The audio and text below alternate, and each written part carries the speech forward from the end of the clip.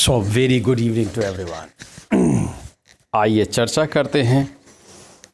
कुंडलिनी जब जागृत होती है तो कैसे फियर्स और निगेटिविटी आपको घेरते हैं और कैसे वो निगेटिविटी आपको हेल्प करती है।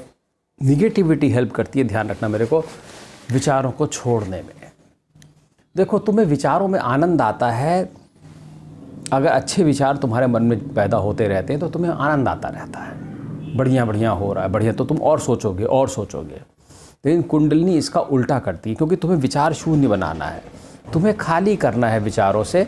इसलिए उसका अपना तरीका है, ठीक है, उसका अपना एक तरीका है। वो कैसे काम करेगी तुम्हारे अंदर, क्योंकि करती सब कुछ वो है, तुम कुछ नहीं करते। कुंडलिनी क्या करेगी, जब ये ऊपर को राइज करेगी, जब ये चक्रों को भेदेगी, जब ये तुम्हारे ग्रंथियों को छेदेगी, तब ये क्या करेगी, ये तुम्हें निगेटिविटी की एक्सट्रीम्स में ले जाएगी। आप इसे कह सकते हैं चमत्कारिक निगेटिविटी, द कैरिस्मेटिक निगेटिविटी। ये एक ऐसी निगेटिविटी है कि हर थॉट में सिर्फ निगेटिव ही होगा। मान लो तुम पेन को देखोगे तो तुम्हारे मन में क्या पहला विचार आएगा, पता नहीं, मुझे नहीं मालूम, लेकिन मैं तुम्हें बताता हूँ। इसमें ये विचार, अगर कुंडलिनी अवेकनिंग चल रही है तो जानते हैं क्या विचार आएगा, कि इसको ये अब तुम्हारी आँख में घुस जाएगा। ये सब कुछ ऐसा ही होता है। ये बड़े अजीबोगरीब विचार पैदा करती है सब चीज़ में निगेटिविटी। ये टूट रहा है, ये फूट रहा है, वो गिर जाएगा, ये तुम्हारे सर में गिर जाएगा, ये छत गिर जाएगी, ये आसमान टूट जाएगा, जिस कुर्सी में तुम बैठे हो ये टूट जाएगी, ये मेज़ तुम्हारे सर के ऊपर गिर जाएगी। तुम सोचोगे आखिर ये क्या है, ये एक अजीब किस्म का फिनोमेना है, लेकिन ऐसा ही होता है। मैं तुमसे सच कहता हूँ, ये तुम्हारे भीतर बैठी हुई सारी निगेटिविटी को बाहर निकाल देगी। ये तुम्हारे विचार, तुम सोचो नहीं, ये तुम्हें इस तरफ डाइवर्ट कर देगी। समझ रहे हो कि तुम सोचोगे ही नहीं, मैं तुमसे कहता हूँ, क्योंकि तुम जिस चीज़ के बारे में सोचोगे ये उस चीज़ से निगेटिविटी पैदा कर देगी। अगर तुम किसी अच्छी चीज़ को देखोगे तो ये तुम्हारे मन में उसके खोने का भय पैदा कर देगी। तुम किसी भी चीज़ को देखोगे तो ये उसे गंदा कर देगी, तुरंत के तुरंत। इसलिए तुम थोड़े समय बाद क्या हो जाओगे, तुम पहले तो शुरुआत में तुम्हें थोड़ा डर लगेगा कि ये क्या है, तुम घबरा सकते हो, लेकिन थोड़े समय बाद जब तुम मेरे जैसे अभ्यस्त हो जाओगे तब तुम फिर सोचोगे कि इसका एक ही उपाय बचा है कि मैं सोचना ही छोड़ दूँ, बस। क्योंकि यही तरीका सबसे उत्तम है, क्योंकि काम ही उसका यही है कि तुम विचारों में आनंद लेना छोड़ दो, क्योंकि हर चीज़ से निगेटिविटी ही पैदा हो रही है। और इतनी ज़्यादा निगेटिविटी है कि तुम जिस चीज़ को देखोगे, छुओगे, सुनोगे, उससे निगेटिविटी।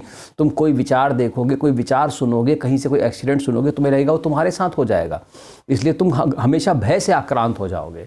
तो निगेटिविटी और भय, फियर और निगेटिविटी का एक कॉम्बिनेशन जनरेट करती है कुंडलिनी अवेकनिंग के समय।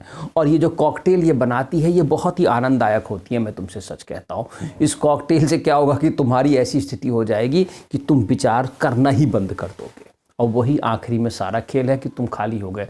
कारण ये है क्योंकि तुम जो भी कुछ करोगे उसमें भय और निगेटिविटी ही निगेटिविटी होगी, कोई पॉजिटिविटी पैदा ही नहीं करेगी अंदर से। तुम्हें ऐसा लगेगा जैसे कि तुम्हारा दिमाग एक निगेटिविटी का पूल बन गया है। It is become a sort of pool of negativity. इसमें कोई अच्छी चीज़ पैदा ही नहीं हो रही, लेकिन घबराने की कोई बात नहीं है। ये एक कॉमन सिम्टम है, ऐसे बिल्कुल घबराइए नहीं। ये तुम्हारे साथ कोई बुरा नहीं होगा, मैं तुमसे सच कहता हूँ। तुम्हें घबराने की बिल्कुल ज़रूरत नहीं है, बस स्थिर रहो और विचारों को कम करते रहो। ये धीरे धीरे करके क्या करेगी, ये खुद ही तुम्हारे सारे फियर्स और निगेटिविटी जो अंदर भरे हुए हैं, जो पूर्व प्रारब्ध का इकट्ठा है, वो सब कूड़े को निकालेगी।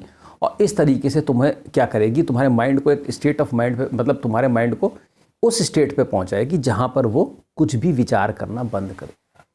तो ये एक थोड़ी विष निकलने, जैसे भगवान शिव ने विष पिया, तो ये विष का अनुभव कराने वाला है। खास करके विशुद्धि जागरण के समय तुम्हें इसका ज़्यादा अनुभव होता है, ठीक है, क्योंकि हर चक्र के अवेकनिंग का अलग अलग हिसाब है। लेकिन विशुद्धि के टाइम में विचारों और भयों और निगेटिविटियों की भरमार है।